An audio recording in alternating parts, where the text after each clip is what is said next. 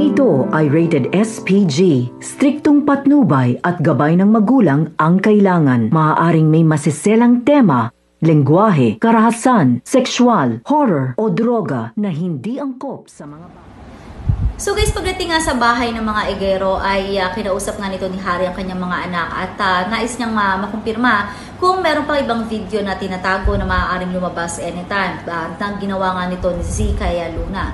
Sumagot naman si Z dito na hindi lang isang beses na iyong ginawa. Kung kaya't ngayon ay namumroblema itong si Harry kung papaano nga ba niya susolusyonan ang problema sa kanyang mga anak. Samantala dito nga sa Northford ay magkakatagpo ang mga landas ni Sasha at nito nga ni Tanya. So ina sa ina nga at talagang nagkasalitaan sila. So sinabi nga nito ni Sasha kung sino ba daw ang babaeng ito at or sino ba daw siya para ganunin nga sila. Sumagot naman itong si Tanya na siya nga daw ay si Tanya May Cruz at sinabi rin ito na ayusin nga nito ang mga anak nila kung hindi ay talagang magkakaalaman sila. So handa na nga ba si Harry sa katotohanan na pinanghahawakan nga nito ni Tanya at ano ang magiging reaksyon ng lahat kung ano man ang mga lumabas na mga pagkatao tungkol nga rito sa kambal na sina Luna at Sky. Pakatunghayan natin lahat yan dito nga lang sa Senior High.